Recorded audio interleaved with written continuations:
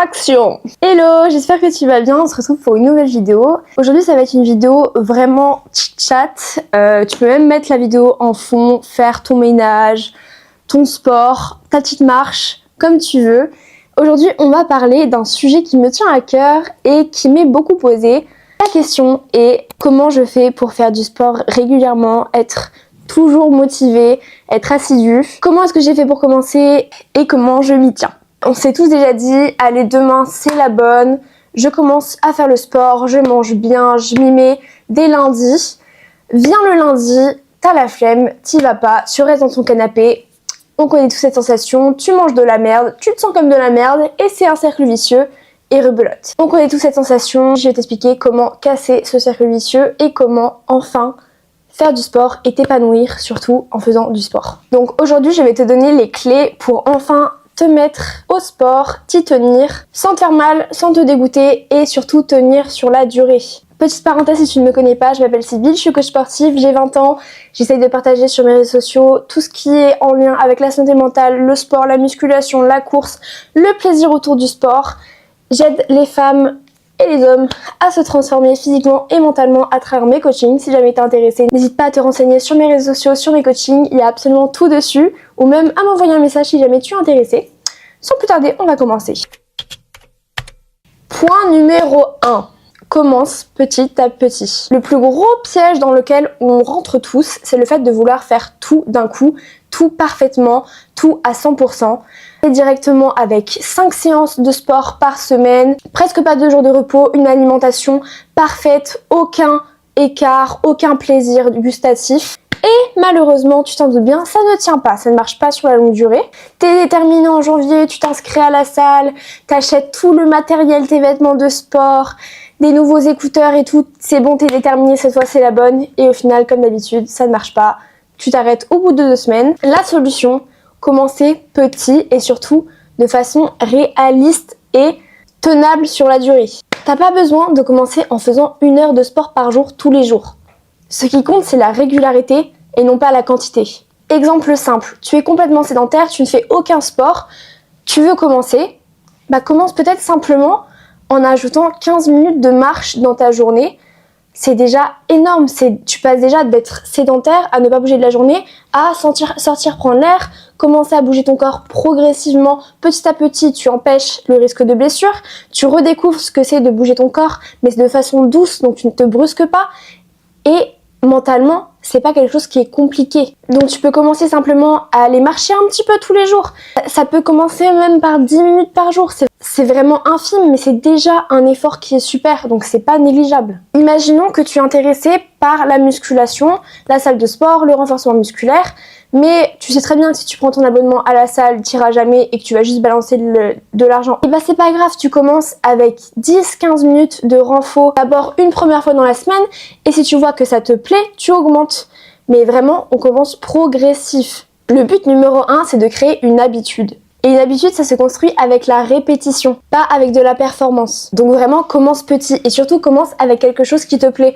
Donc là, j'ai parlé de la marche, de renforcement musculaire, mais peut-être que ça va être aller à la piscine, même sans faire 1 kilomètre de nage. Vraiment, même si c'est aller patauger au début, c'est déjà super, tu bouges déjà ton corps. Peut-être que ça va être l'équitation, je ne sais pas, la danse. Vraiment, il faut que tu trouves la pratique sportive qui te correspond à toi et pas à ce qui est à la mode, ce qu'on fait, ce que je fais, peu importe. Vraiment, trouve le mouvement qui te correspond à toi. J'enchaîne donc sur le deuxième point qui est celui-ci. Choisis une activité qui te plaît et non pas une activité que tu vas choisir en fonction de comment est-ce que ça va impacter ton physique. Si tu choisis ton activité en fonction de ce que tu vois sur les réseaux, de c'est ça qui me fera avoir un gros boule, c'est ça qui va te faire perdre du poids, c'est ça qui va t'affiner, nanana, tu vas très vite lâcher. Alors que si tu aimes ce que tu fais, tu vas y revenir. Que ce soit de la danse, de la boxe, de l'équitation, de la pétanque, de la natation, peu importe. Trouve l'activité qui te correspond, qui te plaît. Du moment que tu bouges ton corps, c'est le principal. Alors choisis une activité qui te plaît, qui te donne envie d'aller remettre tes baskets, même quand t'as eu une journée pourrie et que t'es fatigué et que t'as pas envie de bouger, de faire quoi que ce soit. Dans tous les cas, tu passes de 0 activité à un petit peu d'activité. Donc autant y aller progressivement Plutôt que d'aller te mettre à la salle de sport, à la muscu, que tu détestes ça, que tu tiennes 2 semaines à tout casser.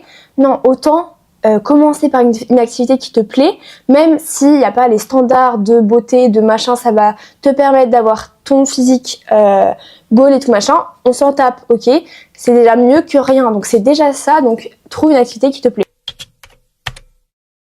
Troisième point, fixe-toi des objectifs clairs, précis, mais flexibles. Faire du sport, c'est trop vague. Exemple, dis-toi, je veux commencer par exemple, 20 minutes de renforcement musculaire 2 fois dans la semaine pendant 1 mois. Ok, c'est déjà très très bien. Et une fois que tu as fini ces 1 mois, là, tu ajustes, tu vois, est-ce que c'était compatible avec ton emploi du temps? Est-ce que t'avais pas trop de fatigue accumulée? Est-ce que c'est quelque chose qui te correspond? Et là, dans ce cas-là, si oui, tu peux augmenter progressivement, que ça soit la durée ou la fréquence de tes séances. Et on y va étape par étape. On ne brusque pas les choses, on ne saute pas les étapes parce que on veut atteindre son body goal dans 1 mois. Non, dans tous les cas, c'est voué à l'échec. Et surtout, un point sur lequel j'insiste énormément, être flexible. Tu as raté une séance? C'est pas grave, on s'en tape. On s'en tape. T'es hyper fatigué, t'as aucune envie de le faire, adapte l'intensité. Tout type de mouvement est positif, tout type de mouvement est bon à prendre. Peu importe si par exemple un jour t'avais prévu d'aller faire ta séance, au final tu vois que t'es épuisé, que t'as aucune envie, rien du tout, c'est pas grave. Tu fais pas ta séance de 20 minutes et à la place tu vas marcher 10 minutes dehors. C'est déjà ça à prendre, en fait, c'est ça qu'il faut comprendre. Il y a trop cette mentalité de tout et de rien. J'ai rien fait aujourd'hui, donc autant que je reste affalée dans mon canapé toute la journée. De toute façon, j'ai déjà bousillé toute ma journée, j'ai déjà mangé de la merde toute la journée. Autant que je la bousille jusqu'au bout et puis demain je reprendrai mieux. Non, non, non. On connaît ce mindset, ça ne fonctionne pas, ça va juste te bousiller la tête. Parce que même mentalement, c'est super dur. Et ça fait mal, en fait, parce que tu te dis que même toi, t'arrives pas à te tenir à tes propres objectifs. T'arrives pas à respecter les promesses que tu t'es faites à toi-même. Donc, sois flexible et indulgent avec toi-même. Il faut accepter que la vie c'est fait d'aléas. Il faut savoir s'adapter sur le moment. Par exemple, moi, il fut un temps, j'avais un planning de séances très très précis. Chaque jour, j'avais une séance à faire très précise. Et plus récemment, ma pratique a vraiment évolué parce que j'ai changé mentalement. J'ai des nouvelles préférences, j'ai découvert d'autres activités physiques que seulement la musculation. Par exemple, actuellement, je dois mixer avec la course à pied, mes séances de musculation, mes cours de pilates que je donne, les cours de cardio dance que je donne, ça fait déjà beaucoup. Et parfois, par exemple, j'ai envie d'aller à la piscine, j'ai envie d'aller faire de l'escalade. Et tout ça, c'est pas grave. Je me dis, toute forme de mouvement est bonne à prendre. Si un jour, je sais pas, d'un fois je suis allée à l'escalade, ça va remplacer ma séance d'eau, par exemple, vous voyez. Et je me prends pas la tête avec ça. C'est pas grave de pas être parfaite et de pas suivre toutes ces séances. Tant que tu bouges ton corps, c'est le principal. Je dis tout le temps à mes coachés, régularité avant la perfection. Voilà. 4e point, fais-toi un environnement qui te donne envie. C'est tout bête, mais c'est puissant. Exemple, la veille de ta séance, prépare ta tenue. Choisis une tenue dans laquelle tu te sens bien, dans laquelle tu te sens jolie, dans laquelle tu te sens confortable. Comme ça, c'est déjà une charge mentale en moins. Bloque un créneau dans ton agenda fixe. Par exemple, en fonction de ton emploi du temps, ça peut être après le travail à 18h. Tu sais que de 18 à 19h, c'est le moment pour toi, pour ton sport, peu importe lequel c'est. Ou alors très tôt le matin en fonction de tes disponibilités. Ou alors sur la plage du midi, comme tu préfères. Mais tu sais que de telle heure à telle heure, c'est ton moment à toi et il n'y a rien qui va venir empiéter là-dessus. C'est ton moment. Par exemple, tu finis le travail à 18h. T'es fatigué, t'en as marre, clairement pas envie d'aller au sport. Mais tu sais déjà que si tu vas rentrer chez toi, tu vas aller te mettre dans ton canapé, allumer la télé, rester sur le canapé pendant 2 heures et tu vas te sentir comme une merde à la fin parce que tu t'étais dit que tu devais aller faire ta séance de sport. Au final, tu ne l'as pas faite. Donc, quelle est la solution? Dès que tu sors du travail, tu as déjà tes affaires avec toi et tu ne te poses pas de questions, tu prends tes affaires et tu vas faire ton sport directement après. Si tu as déjà fait l'expérience et que c'est voué à l'échec, que ça ne te permet pas de te motiver à sortir de cet cercle vicieux, dans ce cas-là, fais en sorte de le briser. Encore une fois, pas besoin de faire une séance de 1 heure, 2 heures. Ça peut être seulement 30 minutes de marche dehors et c'est déjà top. Petit détail, mais qui fait bien la différence, prépare-toi une playlist qui déchire sa mère. Prépare-toi une playlist avec des musiques que t'aimes, qui t'ambiance, qui te donne envie d'aller bouger. Et c'est des petits détails à la con, mais ça fait vraiment la différence. Il faut se préparer mentalement. Trouve un ou une pote avec qui t'accompagner pour aller faire du sport, que ce soit aller marcher, faire du vélo, courir, à la salle, renforcement musculaire. Et c'est toujours plus simple quand vous êtes plusieurs à vous motiver ensemble. Ça peut être ta sœur, ta mère, un parent, un frère, une sœur, un ami, un collègue, peu importe. C'est toujours une aide supplémentaire mentalement de se dire t'es pas tout seul dans cette difficulté. Dernier conseil, évidemment, tu peux faire appel à un ou une coach sportif. C'est notre métier, vous motiver quotidiennement, vous guider de A à Z pour ne pas que vous vous sentiez perdu, pour ne pas que vous vous sentiez découragé, pour vous aider dans votre évolution mentale, physique. Je sais que moi, j'ai beaucoup de coachés qui ont justement ce souci de j'ai loupé une séance cette semaine, je suis une grosse merde, j'arrive pas à tout faire et tout. Et je suis la première à leur dire oh, respire, c'est pas grave. C'est pas grave du tout. Et pourtant, c'est moi qui fais les séances, c'est moi qui fais les programmations, mais je vais pas les fouetter parce qu'elles ont pas fait une séance. Ça arrive à tout le monde, ça m'arrive à moi. C'est clairement pas un drame, vraiment pas. Et justement, il faut tourner la situation et se dire, là, t'as un jour de repos en plus, ça veut dire que t'auras plus d'énergie pour ta prochaine séance. Donc c'est top. Voilà, il faut toujours essayer de voir le positif. En bref, fais en sorte que ça soit facile de dire oui et difficile de dire non. Et mon dernier conseil, ne cherche pas à être motivé tous les jours. On dit toujours discipline au-dessus de la motivation. Et en soi, c'est vrai. La motivation, c'est top. On connaît, on sait tout ce que c'est. Le petit pic de motivation, c'est bon, je deviens Z-girl, hot girl walk, pilates et tout machin. Mais ça va durer 3 jours et ensuite rebelote. Donc ce qui va durer sur le temps, c'est la discipline, mais attention, douce, flexible. C'est pas une discipline, tout est parfait. Non. Et c'est pour ça que moi, en fait, même maintenant je me rends même plus compte, mais je fais une activité physique presque tous les jours. Et c'est pas forcément du HIIT ou une énorme séance de muscu, non, c'est peut-être juste marcher.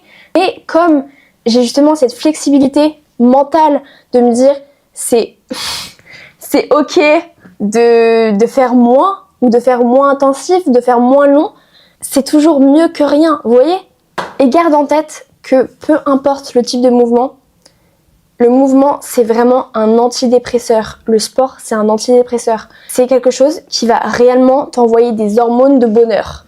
C'est-à-dire, par exemple, moi, récemment, je me suis mise à la course à pied de façon très assidue, et j'adore ça. Alors qu'à la base, les gars, je vous jure, je sais que tout le monde dit ça, mais je déteste la course à pied à la base. Vraiment, je déteste ça. Pour moi, j'étais traumatisée de quand j'étais au collège, jeune ado, et que j'étais nulle à chier en cours de PS. Et du coup, dans ma tête, je me suis toujours dit, la course à pied, c'est pas pour moi, j'y arriverai jamais, je suis nulle, j'ai pas la morphologie pour, je suis trop lourde, bref. On met en pause la tête. Au final, j'ai commencé la course à pied. J'ai un programme, je le suis à la lettre. Et les gars, ça me rend tellement heureuse. Genre, je finis ma course, que ça soit 50 minutes ou 20 minutes, à la fin, je me sens putain d'heureuse. Je me sens bien dans mon corps, je me sens bien dans ma tête, je ne me sens pas déprimée.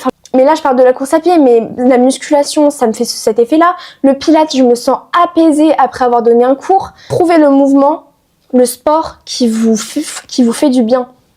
Si un jour, tu avais planifié de faire ta séance de sport, mais que tu es vraiment à ça, de pas y aller et de pas la faire parce que tu n'as aucune motivation, essaie vraiment de te rappeler, on ne regrette jamais une activité physique. On ne regrette jamais une activité physique. Tu ne regretteras jamais d'être allé marcher. Tu ne regretteras jamais d'être allé courir. Tu ne regretteras jamais d'avoir levé tes fesses et d'être allé faire 10 minutes de renforcement musculaire. Jamais. Bon, sauf si tu te baisses, mais ça, c'est autre chose. Ça t'apportera toujours plus de positif que de négatif. Essaie de penser à la personne que tu aimerais être. Je ne parle pas de te comparer à quelqu'un d'autre, hein. Je te parle de toi. Essaye d'imaginer la version de toi-même vraiment à son top.